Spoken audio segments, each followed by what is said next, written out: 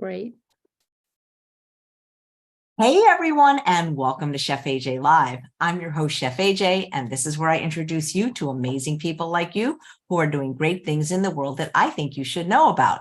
Well, my guest today is back by popular demand. Her name is Health-Theodora Scarato, and she is the executive director of the Environmental Health Trust. She was on before, and she gave us all this amazing information that many of us were not very happy to hear about our cell phones and all kinds of technology like 5G. And if you're wondering why I'm looking so cool in these shades, don't worry. I had an eye exam today, didn't realize they were going to dilate my pupils, and it's taken a lot longer than I thought for them to get back to normal. So that's why I'm wearing them. Also, it makes me look really cool.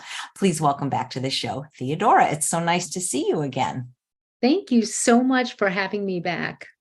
Well, it's my pleasure. I really do think you're the expert on this subject, and it's not a subject that people really want to hear about because then they have to change their behavior, such as, like you mentioned, don't have the cell phone in the bedroom, or if you do, put it on airplane mode. Don't put it close to your head. I really learned a lot from the last time you were on. It's just incredible. Like, are they even studying the effects of cell phones? Like, do they do animal experimentations to find out how harmful they are, or do they just wait and see what happens to us? Yeah, that's a good question. So they really put them on the market without pre-market safety testing, without post-market surveillance to gather data like you would with drugs, right? With drugs, you're going to have a reporting system. You get your drug packet and there's like all of these side effects that you're reading from the reporting, but there is no data collection or analysis when it comes to the effects from, say, cell phones and wireless devices that we are surrounded by. So that is why our organization, Environmental Health Trust, we're a scientific think tank, has really focused on actually regulatory accountability to protect you. It's like the personal is the political. So we all use these devices, but the politics around it has really influenced the way that they are not regulated in the way we would expect. So I'm glad to share a PowerPoint. I know I would tell everyone on the call, please watch the first interview we did because you'll get a lot of information there. And this will be a little bit different with a PowerPoint to just educate you on some of the details that we talked about phones and devices and so forth. So. Right. And I will link to that both in the chat and the show notes. And, I'm curious, Theodora, is this just the United States that doesn't regulate cell phone usage, or is this worldwide? Good question. So different countries do different things. There are many countries that are light years ahead of us. They still have a way to go, but they do things like take cell phones, take them off the shelves in stores, test them for radiation emissions, and make sure that they're within the limits that they say they're supposed to be. And when France did that with hundreds of cell phones, probably over 1,000 by now, they found, going back to previous to 2016, they found the majority of them exceeded the cell phone radiation limits, the SAR limits, when they were tested in body contact positions. And many countries have what's allowed for cell tower radiation. That's the radiation or from wireless networks that's going to be flowing around in the air, not the intense levels from a phone, which is a different limit actually.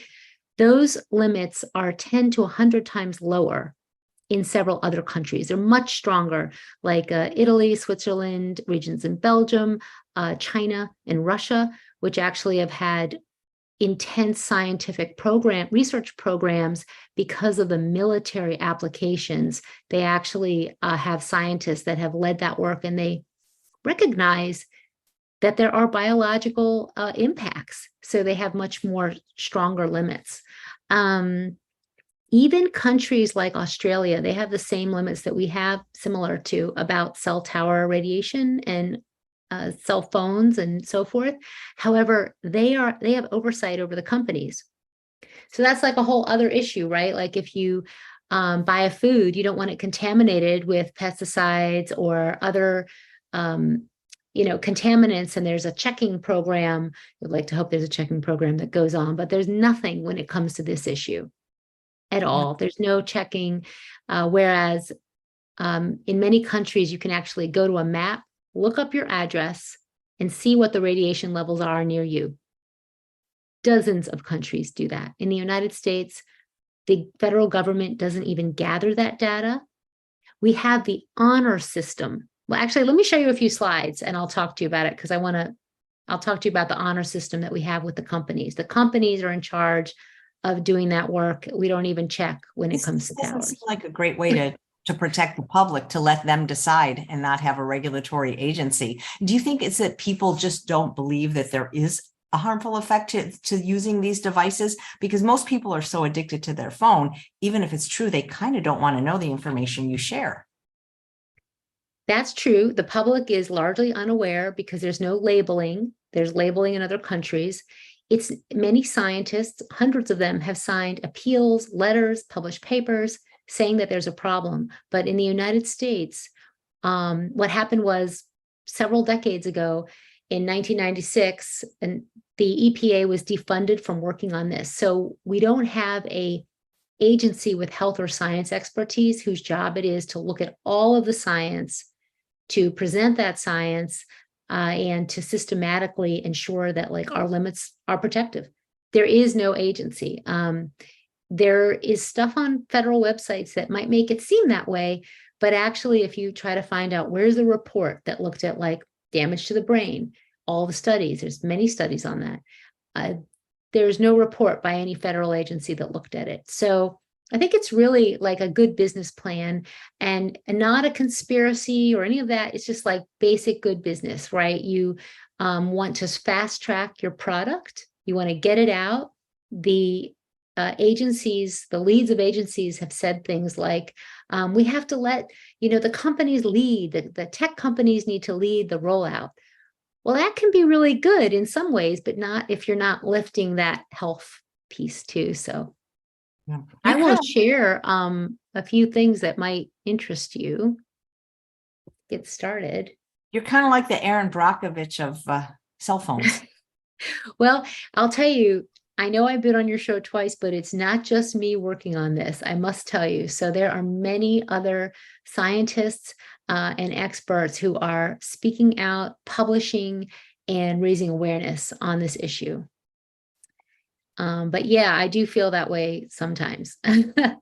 So I'll start out with this.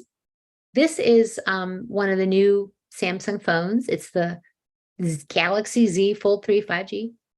And you might not be aware that in the fine print warnings, in the settings, in the manual where it has health and safety regulatory statements, it actually says that body-worn SAR testing, which I'll explain in a minute, that's the radiation levels for phones, has been carried out at a separation distance of 1.5 centimeters. And it says that to meet the RF guidelines, you need to position that device at least this distance away from the body.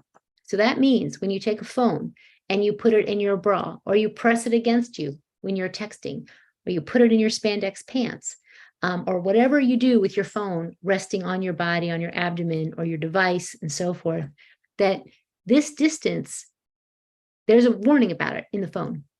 And that is because when phones are tested, and I'll show you an example of the testing of a cell phone. Oops, I don't have it right up in front. Here it is.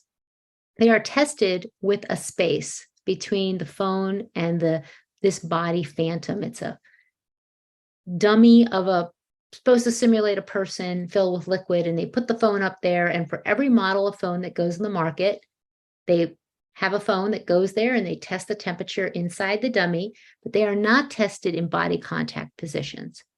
And when they are tested in body contact positions, and here's some examples of the ads we see, right, with the phone right against the body, they have been found to exceed government limits. And that's why those warnings are in the phone, because the companies need to ensure that they've told you that there's this distance that can't be exceeded.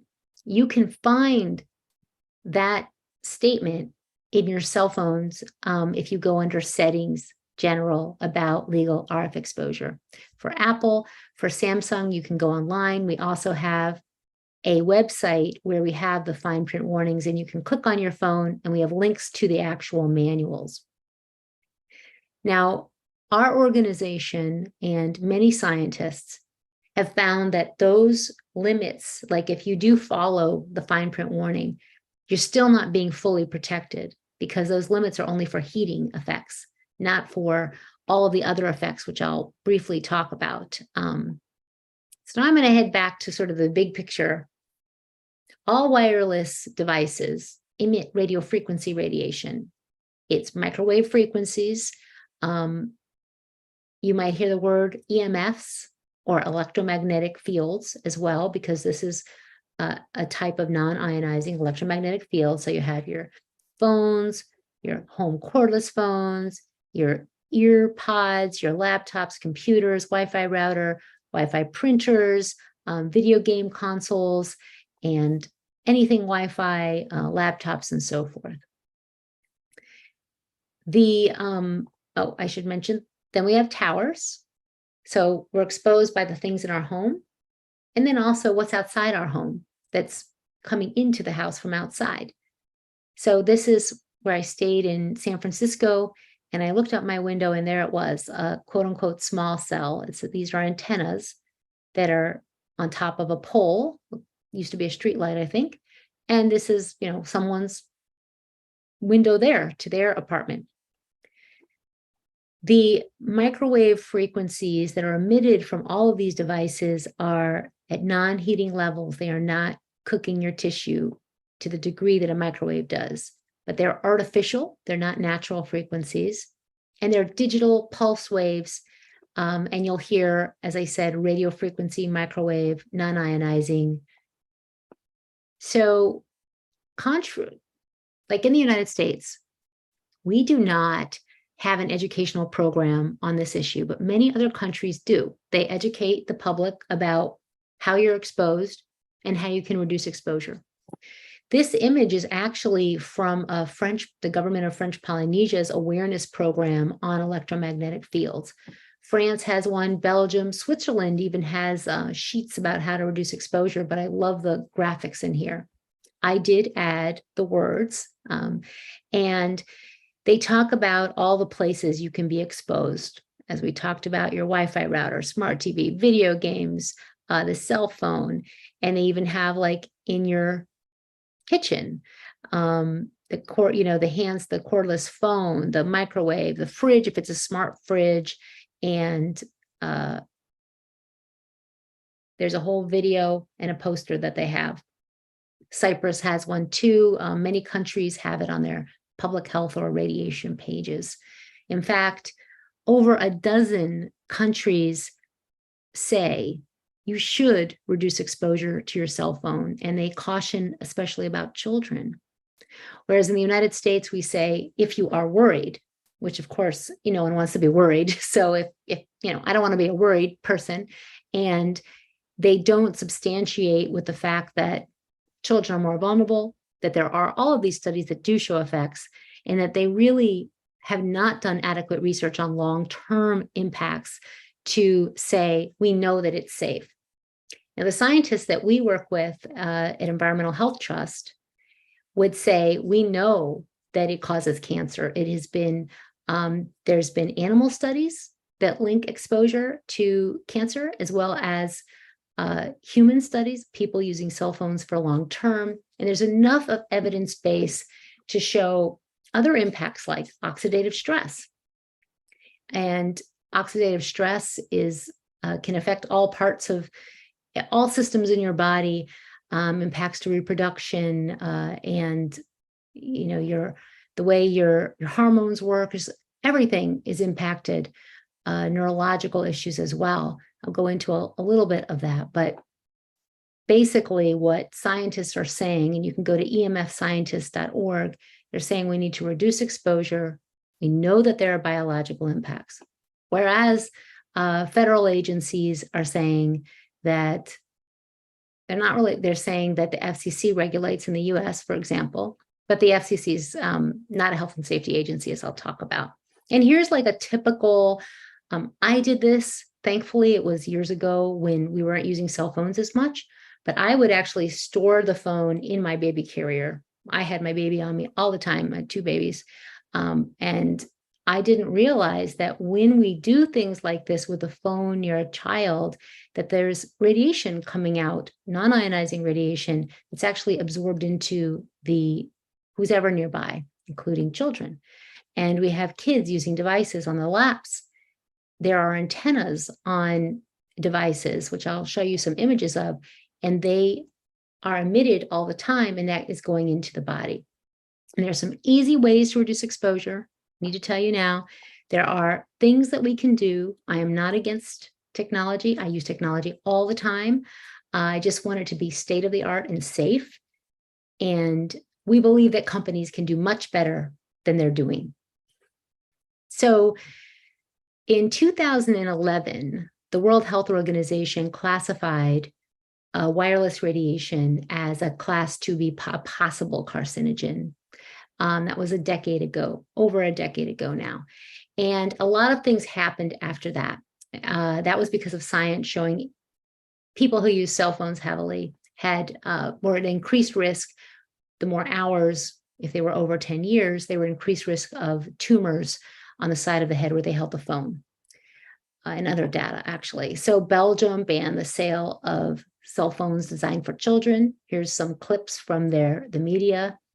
France did as well, and Israel as well. And they also have banned advertising to this age group. In France, you have to give, if you buy a phone and you're buying it for someone who's younger, they need to give you the headset. They also have on the packaging of, like on the inserts for phones, they say, keep away from the abdomen of teenagers and pregnant women. And that's by law. So, but yet in the United States, we're moving forward at the speed of light. We have all of these new installations, these 5G and 4G facilities, they're called. That's what the companies, it's like a catch-all word for a pole or antennas that are mounted on buildings with billions of new devices that are going to be interconnected. Cars, smart fridges, everything's smart, right? Everything, you go to a store, you can't buy anything that's not smart, that's emitting or connecting to your phone. So this is increasing the levels that we're exposed to in our homes. And I'll send you a picture. We're sent pictures all the time, but here's an example of picture of someone's living room. They sent us this picture and said, hi, I need information. Can you help? This is right outside the window. Here's some other pictures of the antennas on poles. Here's an antenna on an apartment building right near me. And what got me involved in this issue was the research on impacts to the brain. I worked as a social worker, directing in-house therapy programs in special education schools in Montgomery County. And I started getting really interested in, prenatal exposures. Some of my kids had been exposed to drugs before they were born. And as a clinician, you learn different ways to do treatment. I mean, this is brain damage, right? It's not that there was a traumatic event necessarily, but rather impacts to the brain and hyperactivity. I remember my first client with ADHD, and I was like, what is that? This was it's like 30 years ago. I had my first client with ADHD, and we were just learning about it at that time. And then suddenly now, like, half the classes everywhere, it seems to have ADHD, right? So what's going on? I think that what is a contributor, at least from what the scientific research shows, is we have environmental pollution, which has increased. We have toxins in our food, which have increased. And we have wireless radiation as well, which has increased. And there have been studies that have linked exposure in animals to damaged brain cells, decreased brain cells, changes to the way the brain deals with glucose metabolism. That's in studies done on humans, a study that looked at teenagers who use cell phones for long term. And they found that there was damaged memory. This was a replication study in Swiss teenagers where they found that the kids who used the phone up to the head after 1 year had damage in the region of the brain connected to the testing they did that had been highly exposed to the phone. I used my phone against my head for hours and hours. I had the phone on my babies. And this got me involved.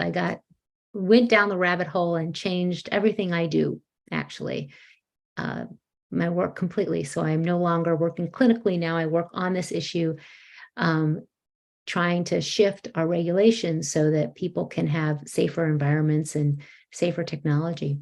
There's research from Yale that found mice exposed to wireless radiation from cell phones had more hyperactivity and decreased memory. And Dr. Hugh Taylor, who's on our board, who's a chief of OBGYN at Yale Medicine, who did the study, said it's like if the mice could have had ADHD, that's what they had.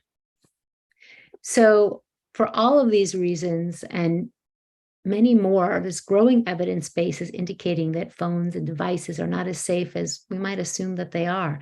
There's research, this was just published about cell phone base stations. It's a review of several studies that found effects from radio frequency sickness, which is, you might hear electromagnetic sensitivity, headaches, rashes, neurological problems, stomach upset, sort of general, that you might think are like general illness symptoms, but from people living close to cell antennas. And headaches, we are contacted a lot by people who don't know anything about this issue, but they started getting sick after the cell tower went up right in front of their home. And they just started getting sleepless nights, and all of the symptoms that I just talked about. And the picture that I showed you earlier, I have a lot of them from people who contact us. So that would be under the term radiofrequency sickness. Cancer, increased cancer, as well as changes in biochemical parameters. There's been studies looking at the blood of people who lived closer to cell towers and further away. So here's an example of a measurement study, just so that you can sort of get a visual on the small cell, quote unquote small cell, and they were sort of showing the bands, how the radiation goes out and what the levels are. And this was a study called Measurements of Radiofrequency Electromagnetic Fields, including 5G, in the city of Columbia, South Carolina, USA. That was really interesting because there's very few studies in the United States on this. There just is not a lot done, but they came over actually from Europe and did some research here and found very high levels when people were close by. So we need to be doing much more of that research. And the US government has completely dropped the ball. There's no measuring of what are the levels around here on a regular basis, no field monitoring. This is an example of a cell tower going up in New York City. There are 2,000 of these going up. These, if you see, there's 1, 2, 3, 4, 5 little layers here. Each one is like a tier that holds several antennas. They have 4G and 5G antennas. And in New York City, people are quite upset about this. There are actually just now 16, I should change that to 16, community boards that have passed resolutions saying they disapprove of these towers, and they're calling for moratoriums on these towers because of everything from how ugly they are, property value devaluation, the health issues that have not been resolved, and the lack of people even being informed that there's going to be one of these going up in front of their homes. And if you look here, you can see where the fire escape is. And there's also some images that I don't have right here. Oh, actually, yeah, I can show you this. Like, people are, maybe not this one, but there's some where they have like, they're Their patio is right out in front of this. Oh, and this is a quote from the EMF Scientist Appeal. So if you're interested in this and you want to dig in, just search the EMF Scientist Appeal. It's by 258 scientists from 44 nations who have published in the field. So they are researchers on this issue.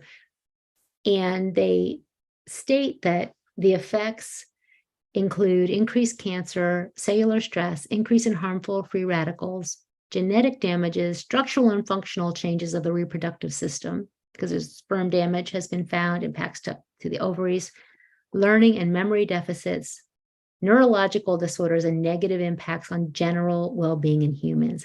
And they have a series of recommendations: reducing exposure, educating the public, tighter restrictions on companies for oversight and enforcement, and really having new limits, new safety standards that protect against biological effects.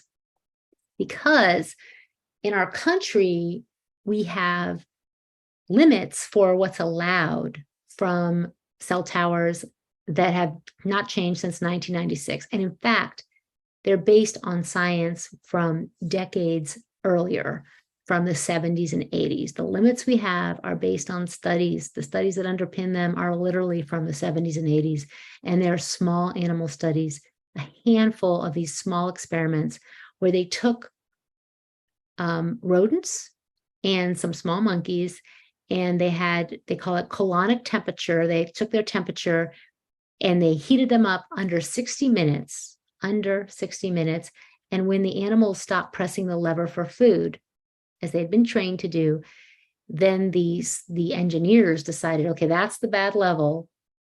That's what we're going to call the threshold of harm. And the EMF scientists and many other scientists are saying that's inadequate. That's not relevant to long-term exposures, not to non-heating effects, biological effects. Technology has changed so much. So there has been a call to the FCC to update their limits because of these issues, and especially because of children's vulnerability. Children are more vulnerable. They have more sensitive brains, developing organs. The radiation penetrates deeper into their brain, and they need to be protected. So we sued the US government in 2020, against the FCC because they have not changed their outdated limits. And we were successful actually in getting them in the court, to mandate the FCC to relook at the evidence that they had before them. So you can look up our lawsuit, which is Environmental Health Trust et al. Versus the FCC, and the DC Circuit U.S. Court of Appeals. So it's federal court, right underneath the Supreme Court. They decided that the FCC's decision not to update their limits, to keep their 1996 limits, was arbitrary and capricious. And the court found the FCC had ignored long-term exposure, children's vulnerability, testimony of people that had been injured, impacts to the brain, non-cancer issues, and had completely failed to address environmental effects. They've been mandated to respond, and they have not responded. And it's been now 2 years. So what I always say is if these limits are so safe, and if our government has safety limits that are protective, why hasn't the FCC responded, showing how its limits are protective? A lot of people ask us, I don't understand, how can the FCC do that? And, didn't they not have a timeline? And, we're here, we're buying cell phones all the time. We're using these devices all the time. When is the government going to do anything? And as I learned in this process, it's normal for federal agencies not to respond for years and years. And we're going to have to take more legal action to get them to respond. That's just how it works. They did not give a date to the federal government on this. And that's actually typical too for situations like this. So I want to show you a few things. Okay. Just so you can see in person, I talked about how the we have our limits for what's allowed from cell towers circulating in the air. Along with many other countries, they're quite high. We allow a lot. However, for other countries, they have much more stronger limits. And I'll say something about India that's really interesting. They reduced their limits by 1/10 of what they were before after they did a review of the studies. And they found that the majority of studies that they looked at showed effects to humans, to animals, to pollinators, and they dropped down their limits. Now, just for some perspective, T-Mobile did a report, they commissioned a report published in 2000, and it recommended an exposure limit 1,000 times lower than FCC's current power density limit for maximum public exposure limits for cell towers. So just so you can get a perspective of like, where are the effects and where are the safety standards? It's so large. It's not 10 times or 100 times, but really some of the effects have been found 1,000 times lower and actually some even lower. So the Los Angeles, California Public School District claims, though we don't believe they're following it, but they did say that they have a limit that is 10,000 times lower than the FCC standard. So some people just put up their hands and say, oh, this is crazy. Like, what is going on here? Yeah, I can't be making sense of all these numbers and what do these numbers mean? And I don't even know what an electromagnetic field is. I was that way when I started on this issue, but what I'll say is that it's actually really simple. We have no oversight, no entity looking at all the studies and really showing the public, doing their due diligence. The government's not doing its homework on this issue. And so we're sort of left, we the people, the consumers of the technology, are left without any standards. And we need to educate ourselves to, one, reduce exposure for your own self and your own health. And then I hope if you have the energy and time to sort of lift up this issue in a larger way in your community. So I want to show you a few things. We do scientific research with engineers. We do exposure studies. This is an example of a study where the phone was situated like it was in the pocket.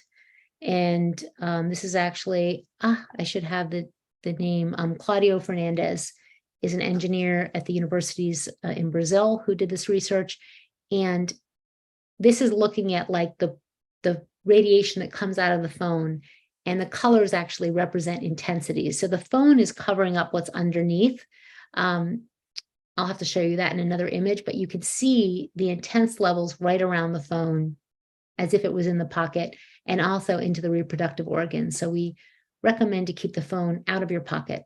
And the Cleveland Clinic had those recommendations online at one time. In fact, the California Department of Public Health talks about reducing exposure by keeping the phone out of the pocket, away from the body, away from the head.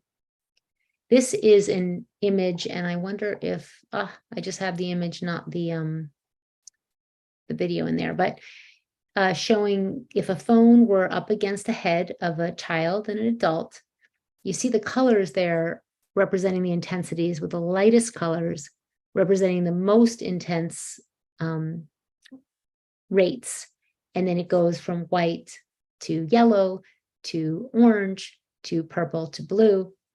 And you can see that there's lighter colors deeper into a child's brain. These are high-level simulations that take weeks and use supercomputers to show that information. So here's actually an image that we worked on of, I need to fix that, of a, when you put a phone up to your head, like in virtual reality, they have these like cardboard boxes that they were handing out, and you put the phone in the thing and then it goes right up in your head. And this was simulating the exposure into the brain. It's actually a slice through the brain. So we found 2 to 5 higher levels of cell phone radiation into the eyes. And the eyes is another issue. And of course, children will have a lifetime of exposure. So I was shocked to learn that there's 0 pre-market safety tests for long-term effects that were done before this technology was brought to market. And yet we're told merry and bright. But as I said, there are dozens of countries that say children should reduce cell phone radiation exposure. And I'll show you, this is actually the back of a public bus in Cyprus. This is Greek, and this is the translation. Don't irradiate me, learn how to protect me. This radiation is possibly carcinogenic. They quote the World Health Organization 2011 classification. And this was a campaign that ran on buses.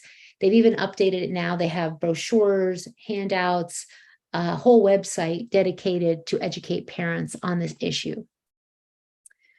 So I can just show you a few more pictures. Here's a high school in the United States with cell antennas on it.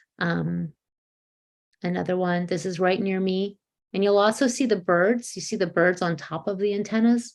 That's like a whole sort of side issue, but an important one, very important. We think about ourselves and humans, but we need to be thinking about the animals too, because that's their habitat.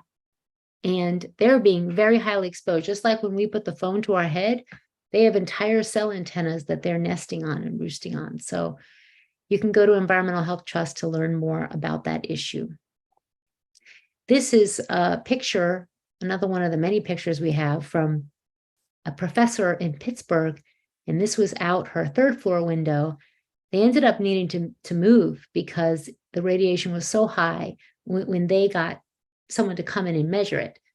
And this third floor they couldn't even go in it. The levels were just so high. So when parents, and I have all of this on environmentalhealthtrust.org, where you can read the letters and documents like the FDA does not regulate cell towers or cell tower radiation. Therefore, the FDA has no studies or information on cell towers to provide in response to your questions. And that was a quote from Ellen Flannery, director of the FDA Office of Policy, Center for Devices and Radiological Health, because people say, oh, the FDA looked at it, it's fine. Actually, the FDA hasn't looked at cell towers. The FDA hasn't looked at oxidative stress or impacts to the brain or memory, and there is no report that we know of that exists that they've ever released on those issues. They released a report on cancer and cell phones only, unsigned. That's a literature review where they state that the NIH studies that showed increased cancer and DNA damage, that they don't agree with that.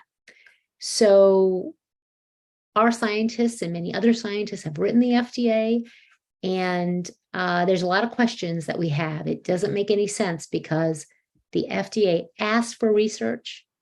The only research the US government funded over the last 2 decades was completed thanks to the FDA that asked for it. And now the FDA says they don't agree with the findings. And that's a whole story for another time. So, yeah, I'm just going to see what else I can show you from here. I guess I need to talk about what we can do. So we believe there should be a multimedia campaign by health agencies to educate the public with crystal clear recommendations. And that's one of our goals, as well as the development of safety standards based on an up-to-date scientific review. Other countries are looking at the research and talking about the research. This is an example of another issue, Wi-Fi. So there's Wi-Fi in schools, but other countries are removing Wi-Fi from schools or restricting it. It's banned in kindergartens in several countries, France, Cyprus, French Polynesia, Israel, several localities like in Spain, actually more than just Hospital at Spain, in Ghent, Belgium, or they restrict it in the elementary school. So France has one of the toughest laws on this, and we believe it could be stronger, but they do restrict Wi-Fi exposure to children in elementary schools. I'll show you a few things. So we need to engage companies, which is why talking to companies about this is so important.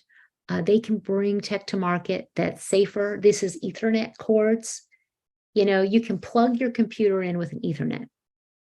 And I know with the pandemic and all the Zoom calls that have been going on, you always hear use a wire because you're going to not get a dropped call. It's going to be a better signal.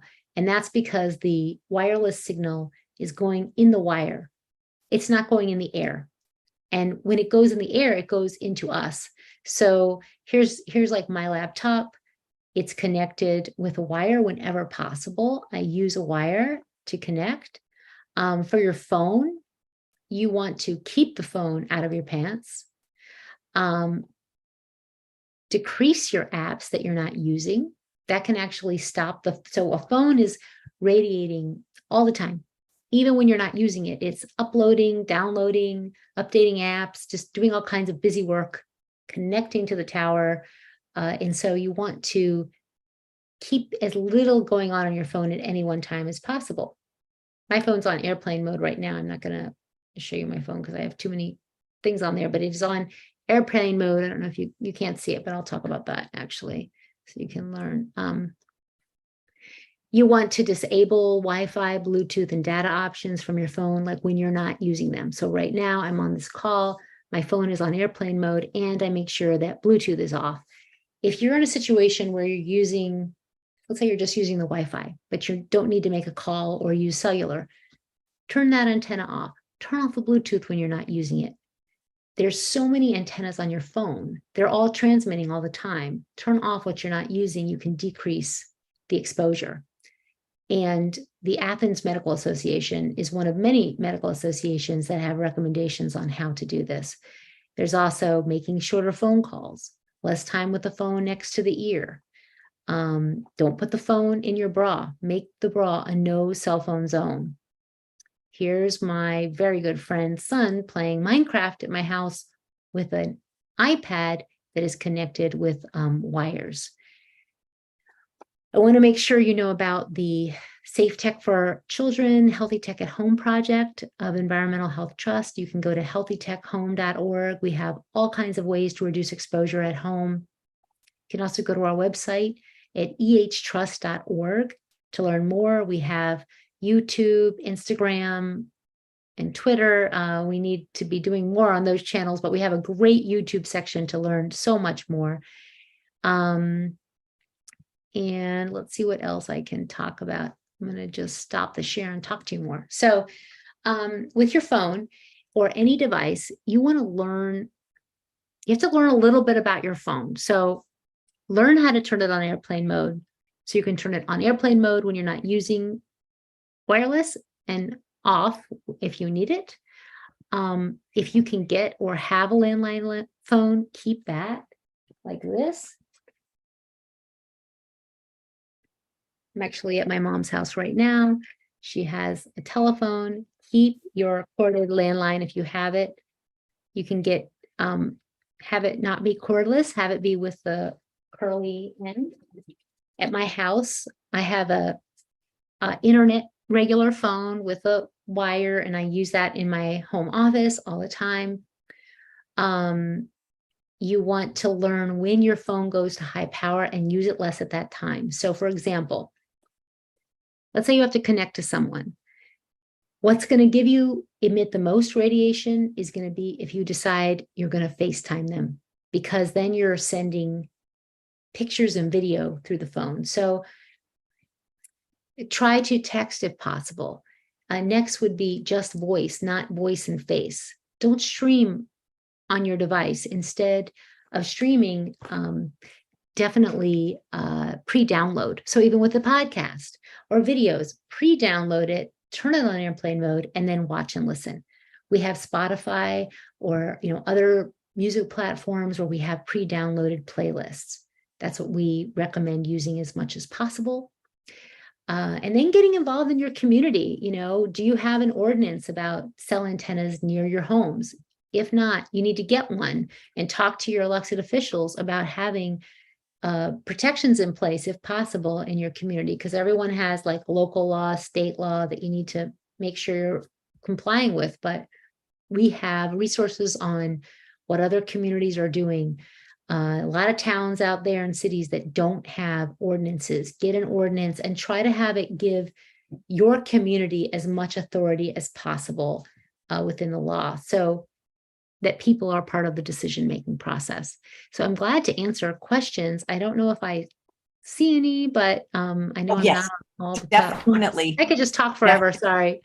No. We definitely have some questions, and I'm trying to see, but I think I got a little bit of my vision back. So I have a different pair of glasses. So thank you, Jessie. Oh, She okay. texted me the questions.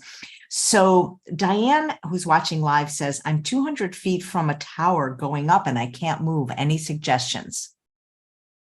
Well, this is why we need to get our officials involved. I will say that you're saying the tower is going up. Find out the process. Like a lot of people contact us, antennas, a cell tower has been planned for their community. What do they do? How do they deal with it? We have a web page. Actually, it's under construction because we had an issue on you can go to our website. We have a lot on cell towers. Look up cheat sheet cell towers. Could I put links in the chat? Will that work? You can email them to me and then I can put them in the chat. See, the chat that you're using is a Zoom chat for just you and me. Oh, okay. So I will get you those and you can put it under the YouTube where there's resources on cell towers and really get your community involved. I find that we recommend finding responsible placements for towers. So see if you can't get a relook at the process. You want to find out all the details. What's going up? What are the frequencies? Where's the technical specs? Who's the decision makers? Where in the process is this tower so that you can try to get yourself into that process and be a part of the decision-making process? Because it sounds like you weren't asked whether the tower should go up. They didn't ask you, they didn't. And I know a lot of people are told this tower is going up and there's nothing you can do. And that's really kind of unacceptable. Like, why is that? Shouldn't we be in control of, shouldn't we have placements in our community that make sense for us? So, or for the people who live there and who work there or who recreate there. So I would say get involved and please go to our website at ehtrust.org for resources. And you can type in cell tower radiation. We also have like all the studies, everything I talked about is online. Great, thank you. And here is a question from Honeybee. What about radiation at the dentist and in cancer treatment? So, what our scientists would say is in general with radiation, you want to weigh the risks and benefits. So that's a decision to make with your medical provider. But what I think the issue is just having like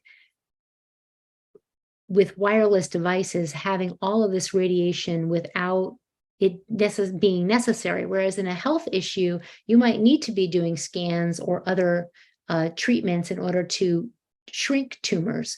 So there's a cost benefit. And also that is a different kind of radiation that's ionizing. And we know that ionizing radiation can contribute to cancer risk. And one of the, it's the irony, right? To treat cancer, you use radiation in order to treat to shrink the tumor, but then there can be things down the road. And I would talk to your doctor about that. I mean, that becomes a weighing of using this technology or this exposure to have a health benefit. I can't speak for anyone's particular case, but I can say that that's a medical question. But what's happening now with all of these wireless devices is we're being exposed, but it's not for treatment.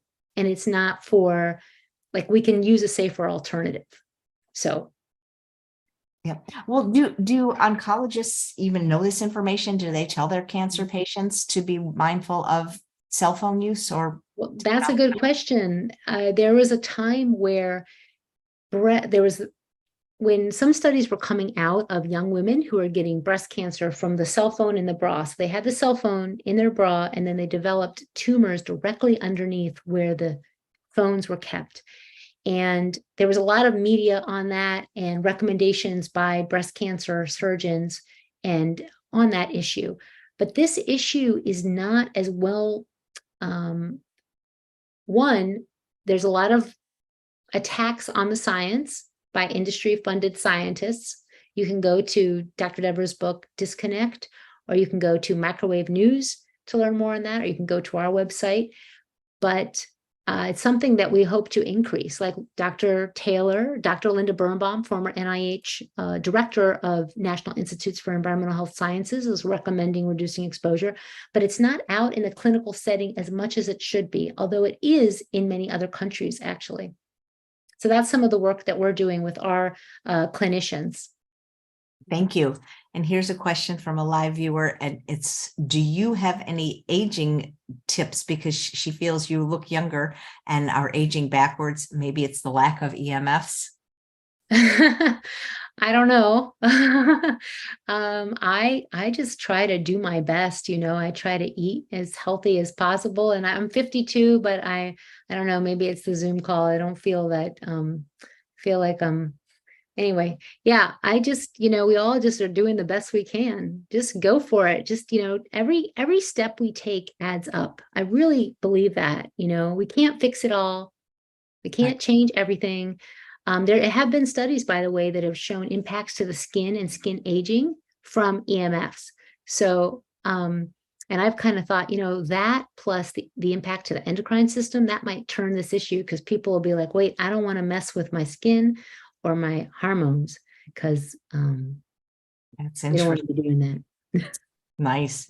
And Gina says, so do property owners have a say whether or not a tower goes up on their property? Okay. Generally, yes, but we need to remember that when let's say you own a single family home, there is a right of way that is maybe 10 feet, or depending on your house, that the government or locality has access to for the electrical poles or whatever. So you actually can get on what you think is your front yard, but it's actually the public right of way, a short 5G cell tower. Other than that, I do not think that they can put something up on your property, but they can when it comes to smart meters. Actually, I didn't talk about that. Smart meters are electrical. It's that meter that goes somewhere on your house or right outside that gauges how much electricity you're using, water, gas. Those are all being transferred to being smart meters. And those do have emissions. Depending on the device, it's different kinds of emissions levels of intensity, but those are going on our homes, and a lot of people can't stop it, but not a tower. But you'll get right in your front yard, people, with these 5G poles, because it's the right of way. Great, thank you. Unfortunately. And Gina would also like to know, I hope I'm pronouncing this right, Gaussin, Gaussian? A Gaussian meter? Oh, a Gauss meter. So yeah, so that would be a milligauss meter. So I didn't go too into this because I should have showed you a picture of the EMF spectrum, but there's wireless devices, and then lower on the spectrum are power line fields. And you can measure that with a Gauss meter that measures the magnetic fields. So when a laptop's on your lap, there's magnetic fields. If you have the electric panel on the other side of that, let's say you have it, you don't want to have your bed up against it, because if you measure it with a Gauss meter, you're going to have very high readings being so close to the electricity, wherever electricity is. Or if you have power lines, those big power lines outside of your home, you can measure with a Gauss meter the level of milligauss or EMF. If you want to measure wireless, you can get a radio frequency meter, which is different. And those will measure, I actually have one, but I can't access it right now. I don't have it set up, but I can show you, you can get a consumer grade, a wireless meter. I do recommend the Safe and Sound. I don't recommend the cheapest ones. I hate to say it, but they often don't work as well as the higher level consumer grade meters. They are a couple $100s. So what we recommend, that I'm really excited about, is getting your library to have a meter. The library has meters for water damage in the home. and humidity and all these other meters, they could have a wireless radiation meter. We already have meters in Massachusetts, in California, and I need to get some of the latest ones. And in Connecticut, different public libraries where people have come together and said, hey, we want this meter. Will you get it? Will the library get it? So please go forward and talk to your local library about getting like a Safe and Sound or an acoustimeter. And if they won't pay for it, please contact us at Environmental Health Trust. We may be able to donate a meter to your library. Then you can use it, you can measure. Your entire community has access to knowing what are their levels. Where else do you speak? Because I think unless somebody's watched you on my show or The Real Truth About Health, I would not have known about this subject if I hadn't seen you. It's not like something you open a magazine or turn a TV on and people are warning you about. Well, we talk a lot. We do a lot, but it's, the way the world is right now, there needs to be more. A lot of functional medicine podcasts. Dr. Davis, who's our president, has been on Drew Pruitt. We need to do more, but hey, if you know a place we should be, please contact them and contact us. We are I was thinking like something like the Rich Roll podcast. I don't have access to him, but that is a very well viewed and well listened to podcast. I'll write that down. The Rich Roll. Rich Roll. Yeah. Okay. That's what I would go for. Why are you so interested in this topic? Me? Yeah. Because I was a mom. I am a mom, but I was a mom of younger kids and always kind of, healthy. I was always trying to figure out how to fit vegetables in the muffins, how you're trying to like grind up things and get them in there. So, and that was about my extent of like, the best cooking and stuff. But I got involved because, what was it? Oh, I heard it on the radio. I heard an NPR story. It was way, way back 15 years ago. And I started researching it and going, well, that's because I was like, well, wait, because my daughter was using the cell phone to talk to my grandmother because it was free. Remember when the cell phone had free long distance? And so you'd like use your cell phone for a long distance and then use the regular phone for like local calls. It was like that. So I started digging in the science. And then I got deeper and deeper in. And then I found that there was a lot of studies that showed a problem. And I didn't really understand what I was reading, to be honest. So I asked my kids were in a fire. It's a long story, but I talked to one of the top environmental health pediatricians at the time. And I said, Dr. Paulson, I said, what do you think about cell phone radiation? Since we're talking about mercury contamination and smoke, I just have a question. And he said, maybe you should talk with Dr. Deborah Davis and see what Environmental Health Trust has to say. And then I was like, oh no, I already did. And she says that there's a problem. So that got me more and more in. And I had kids I worked with who had mental health issues and they had prenatal exposure. So I had also been studying neurology a lot as part of my continuing education. And so that together, I started volunteering with Environmental Health Trust. And then that's how it started. Great. 12 years ago. Well, thank you for your work. I was born in 1960, and I remember people used to be able to smoke everywhere: airplanes, restaurants, movie theaters, grocery stores. And then all of a sudden that changed, and they even started putting warning labels on packages of cigarettes. Will these come with warning labels one day? Yeah, we hope they will. They do in other countries. They really do. But that's what's needed. So the president of our organization actually worked on smoking in airplanes going way, way back. And I think we're seeing the same path in terms of everyone thought it was great. And then here we are with labeling and so forth. So that's what's needed. But look, if you look at a pack of cigarettes, are they really labeled well? They're not really labeled that well. If you go to Europe, they've got like pictures of sick people on them that take up a third of the entire carton. Here in the United States, we have this little thin side thing on the side. So we have a lot of work to do with consumer information in this country. Yeah, absolutely. Lisa wants to know, well, are there alternatives to these towers, and what are they? Yes, there are. And it does require community planning. So fiber optics and wired broadband, we recommend affordable wired broadband. That means that every family in their home, in offices, at work, there should be wires that come in that bring the best service, fast service, and then wired as much as possible in your home. So I in my home, for example, I have my computers wired. I have places I can plug in with Ethernet. I even have my cell phone. I'm at my mom's house right now, so I don't have it here, but you can plug your cell phone in to a wire so the data goes through the wire and not through the air. There are solutions. Plus, we believe that companies really can work on safer technology, really generally. Like, for example, when the phone is near your body, it should reduce the radiation level. The phones should tell you how much radiation they've been emitting so you can sort of keep track of it. You know how you keep track of screen time? Like today it was 12 hours, which is what happens with me. I'm going to have to be honest with you because I'm working on this issue so much. They should be telling you we emitted this much radiation or so forth. So there's a lot that can be done. Proximity sensors, they're called, for the body. And what's happening is that it's cheaper for companies just to put up those poles and pop the antennas on rather than run the wires that need to be run to get good service. And wireless is less regulated than wired. So it's just cheaper for the companies to go wireless with everything.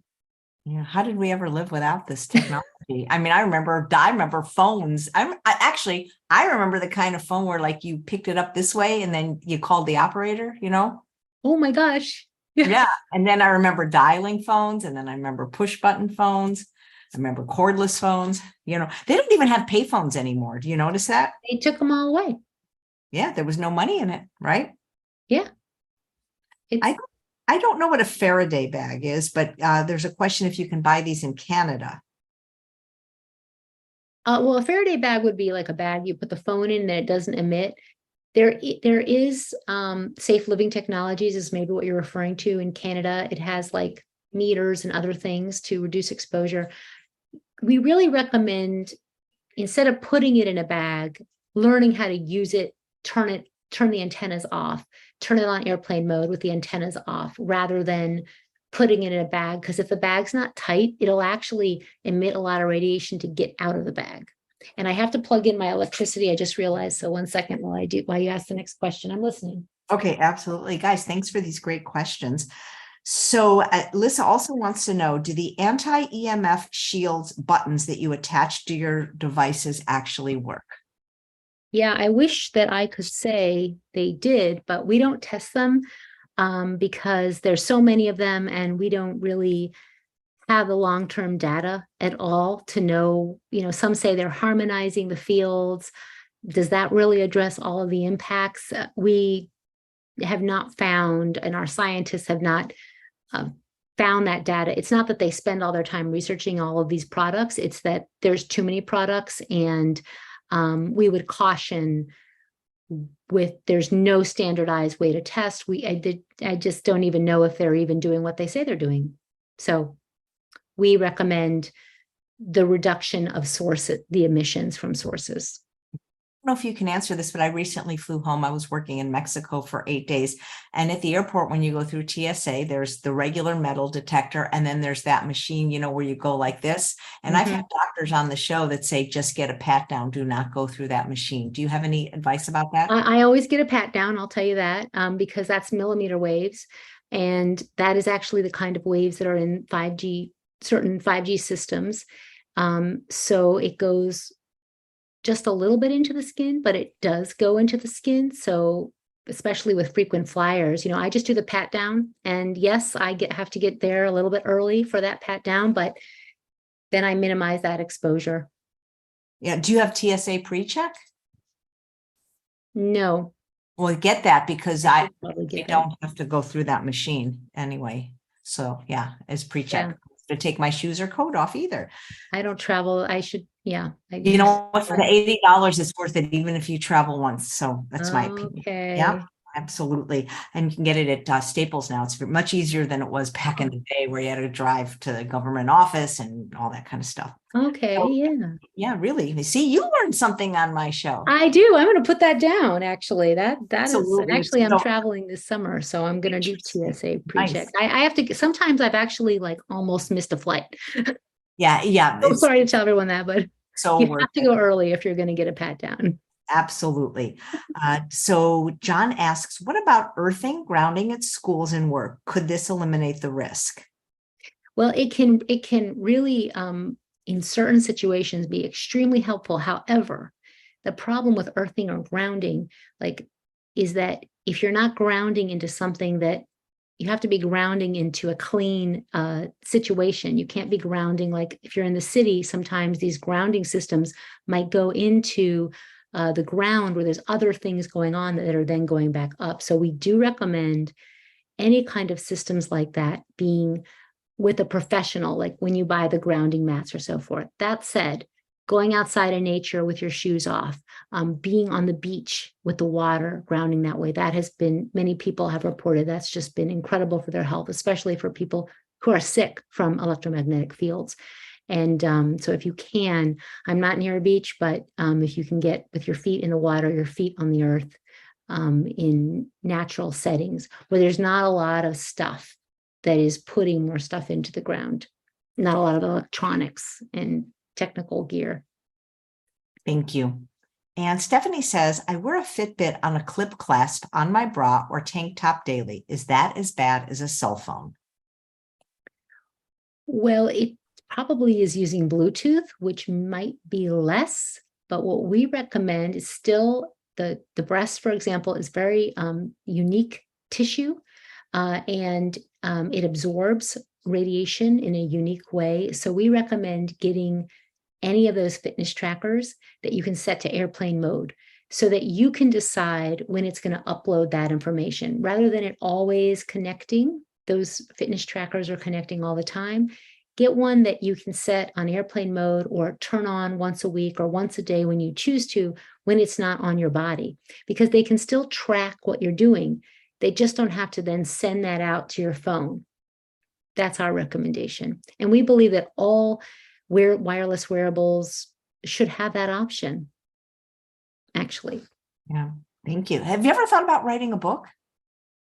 Yeah, Dr. Davis has a book, Disconnect, and we're actually doing an update to it that will be coming out in the fall. And I'm doing the section on how you can reduce exposure that's in the back of the book. That's the appendix. That's just everything I've talked about and more. So all the details are there, and that'll be a few months, I hope. Yeah, and I do have another book that we're doing on, but that'll be a little bit later, like a little handbook, a little guidebook on things that you can do. Yeah, and there are a lot of books out there, actually. What kind of doctor is Dr. Davis? She is an epidemiologist, so she has been working on environmental health, prevention, breast cancer. She worked on climate, actually, the impacts to human health from climate change going back decades ago, especially more recently on breast cancer, chemicals, pesticides, foods, plastics, and the increased risk to women and the rising rates of breast cancer. So, yeah. Would you be interested in coming on my show? She might. Yeah, I'll talk to her. Yeah. Okay. I always like interesting guests, so please feel free to introduce. I see one more question, and it's about satellite internet such as Elon Musk's Starlink, and I don't even know what that is.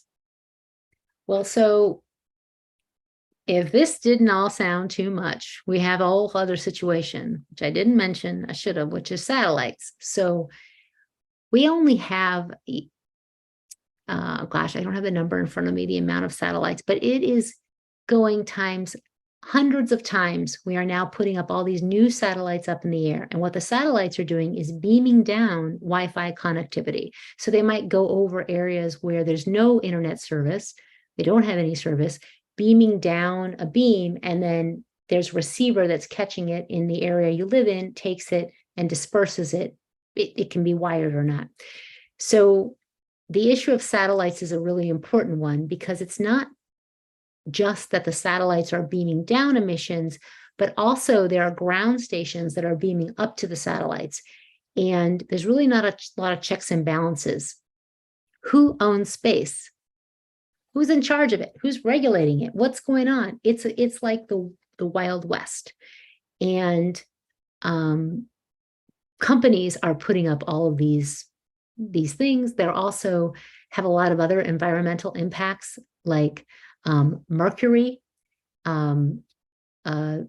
clouding astronomical views, space trash, just a litany of things. And you can look up, go to ProPublica and read their recent article on environment and cell towers. You'll see several articles, and the last one features satellites and that issue. This is something we're watching, but we don't have a lot of data because we've only just begun with the satellite proliferation that's happening now.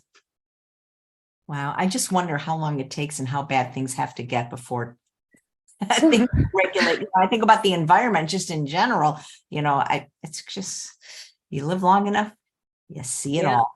So Lisa, who's watching live, says she has a continuous glucose monitor on her phone. Is that dangerous? On her phone? You mean something attached to her that goes to the phone? That's what I'm guessing that's what it is, because I believe if people are diabetic or other things, it's something that's on the skin and the reading goes. I'm assuming that is a low level signal, and I don't know the data on that. This is like a whole really important area because there's a lot of medical applications for this technology that are really life-saving and useful and helping people do things they never thought they could do, right? And so I have not tested or know that data. What I do know is that that's why we need companies to develop safer ways that they're even doing the wireless signal, even though I think we want to reduce sources, but there is a need for, we're always going to have emergencies and other medical applications. So I can't speak to it specifically as to how much that signal is. I would say, though, much bigger are these other bigger things like the Wi-Fi router or the cell tower outside your home or the cell phone near your body. Those are adding significant levels. Like you don't want a Wi-Fi router. Like I had a Wi-Fi router right near my desk, right? It was on the desk. So that is emitting all the time. You want that away from your body, preferably wired. That's like, go to Healthy Tech at home and you can learn more about that. But so how do you carry your cell phone with you? Because I mean, if you're going somewhere, you might need it for emergencies. Do you have a purse, a fanny pack? How do you carry your cell phone? Well, excuse me. Actually, I don't use my cell phone as much as most people all the time. So let's start with that. If I do need to have the phone on, which I have recently for various family reasons, I'll have it in a bag away from me. I will turn it on airplane mode whenever possible. So if wherever I'm going, I put on airplane mode, then I turn it on when, and then I put it to rest on the table. Can you explain airplane mode for dummies? Oh, you can go into the No, I know what it is, but like, what is it like, and why is it? Because I know airplane mode from whenever I'm on the plane, they say it has to be on airplane mode, but how does it affect the use of the phone? You can go, so the airplane mode turns the wireless antennas off in the phone. So your phone is always emitting, whether you're using it or not, it is emitting wireless going to the cell tower. Hello, cell tower. And the cell tower is saying hi back. They're going a handshake back and forth. If you have nearby Bluetooth things or anything, it's connecting to all of them all the time, using it or not. So there's about 5 or 6 antennas on your phone. There's the voice call, there's Wi-Fi, there might be a 5G, there might be Bluetooth. Airplane mode, when you click on that, will turn that off. Because it used to be that when you were on an airplane, we had to turn off all the antennas. That's how it became airplane mode. So turn airplane mode on in the settings, but that does turn off the ability of your phone to connect to get calls or get notifications or whatever. So that's what you do when you're, it's okay to take a break from your phone sometimes. Turn it on airplane mode at night.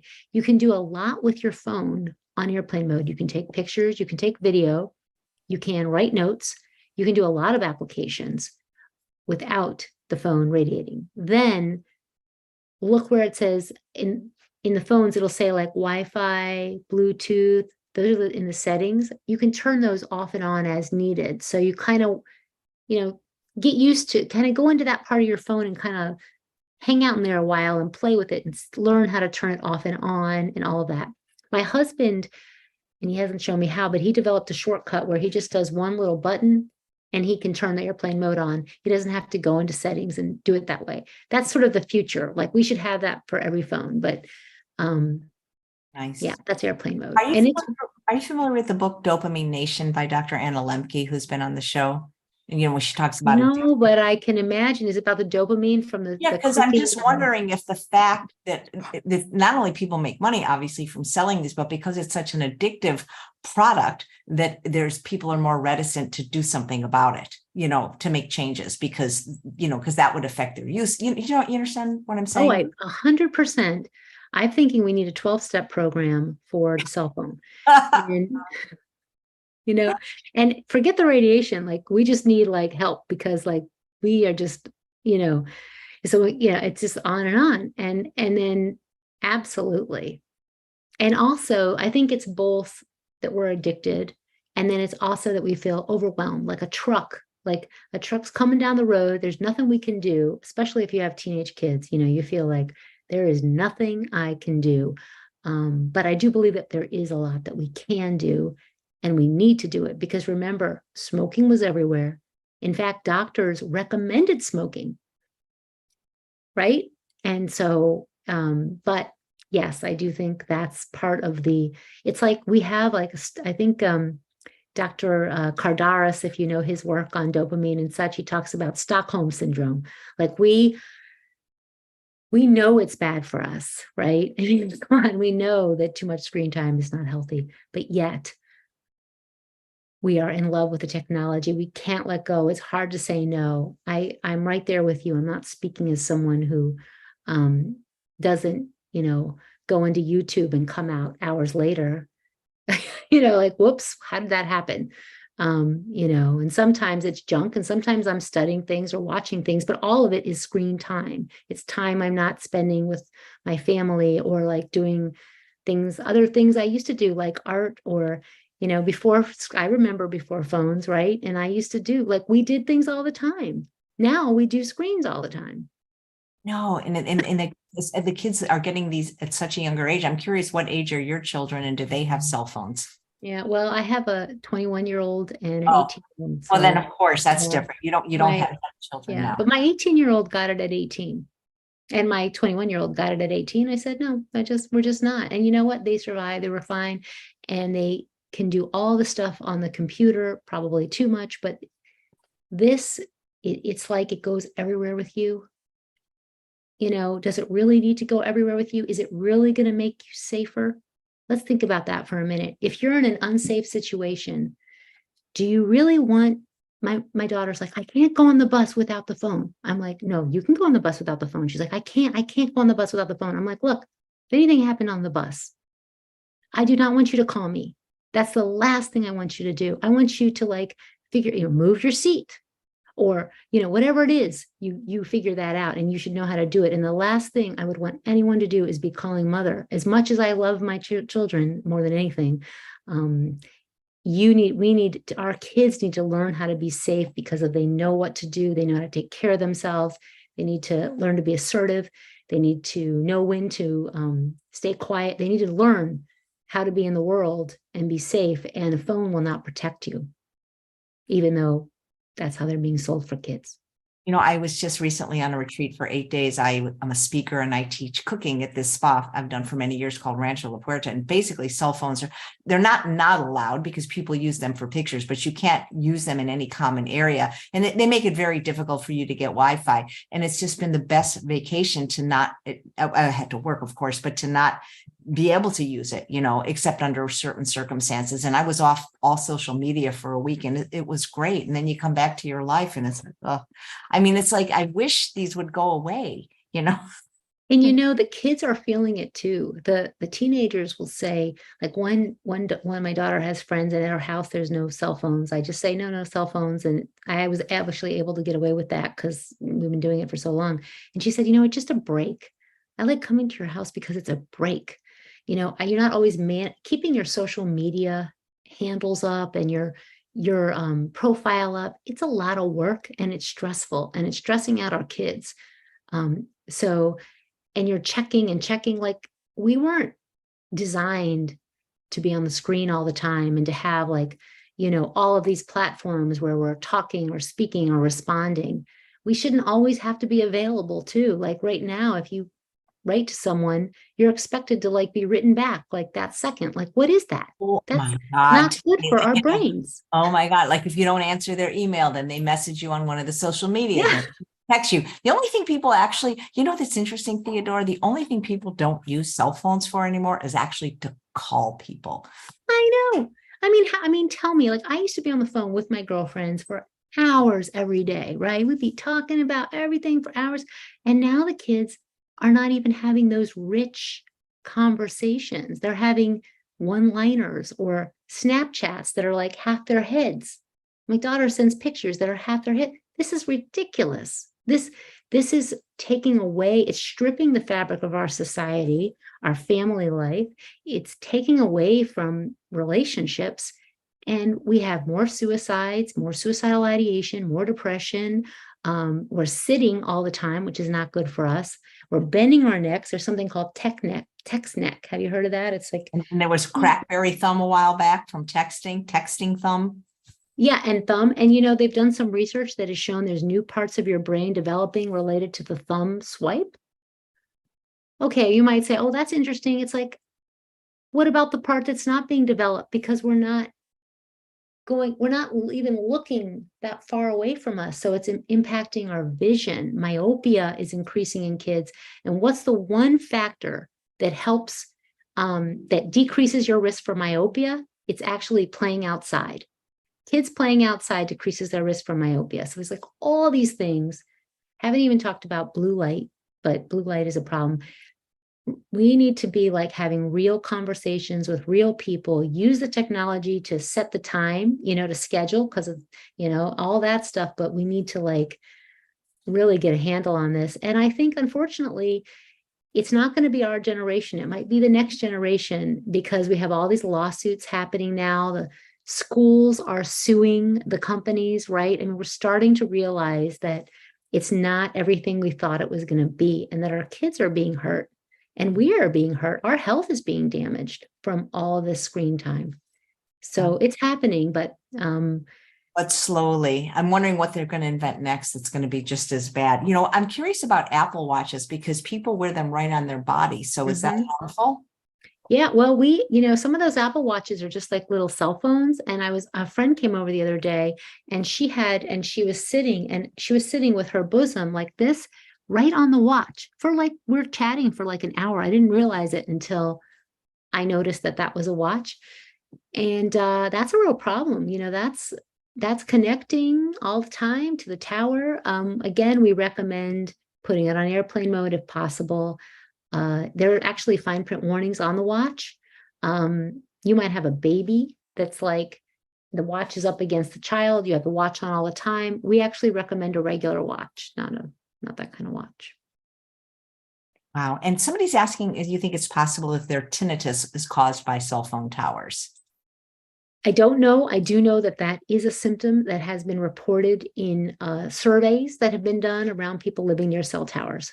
So, but I certainly can't speak to any one person, and that there is some research on that. So Suzanne wanted to know, do you have any advice specifically to give family members that are using Apple Watches? But I mean, kids aren't going to listen, right? Well, I think the more we talk about it, the more someone will say, I heard it from someone and someone. And, when I first learned about this and I started talking to people about it, I really was met with people that were like, I feel like I turned into an alien or something in front of them. But now as time has gone on, they come back to me and say, oh, Theodora, remember you talked about that with me? Well, now I'm learning this and why. And my dear friend said to me, oh, Theodora, don't worry. She said, when you put broccoli or a new food out for a kid and they've never seen it before, you have to put it out like over 16 times before they decide to try it. And this is just like that. So we just need to keep putting it out there, and we need to also hold our government accountable. So do what you can for yourself. Talk to your elected officials. Please sign up for our newsletter at Environmental Health Trust, ehtrust.org, or go to Healthy Tech Home .org for our Healthy Tech at Home project site. And we have action alerts. I give a lot of talks to officials at the local, federal, state officials. And we really need to just really raise awareness on this issue so that we can have more federal accountability and corporate responsibility. But the corporations are not going to do anything unless we, the consumers, use the power of our purse and tell them what we want. Yep. Well, you're a fabulous guest. And one of the viewers is saying that she hopes you will come back again because people are learning so much from you. So thank you so much for your expertise and your sure. for this topic. It's really, well, I can't say I really love what you say, but you know what I'm saying. I think it's very important. Thank you so much for having me on and all your work too. Oh, thank you. And thanks all of you for watching another episode of Chef AJ Live. Please come back at 9 a.m. Pacific time tomorrow when my guest is Dr. Laura Bruce. She'll be discussing how you can live well, even if you have anxiety or OCD. And she is the go-to person for these two conditions or disorders when Dr. Lyle says, you need to see her, you need to see her. So we know she's going to be a fabulous guest. Take care, everyone, and stay off your phone.